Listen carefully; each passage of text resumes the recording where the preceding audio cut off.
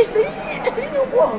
Y he comido un montón, estoy muy contenta. Pero tiene trampa, porque primero te pones te hacen comer primero arroz y pasta, y luego no tienes sitio para lo caro.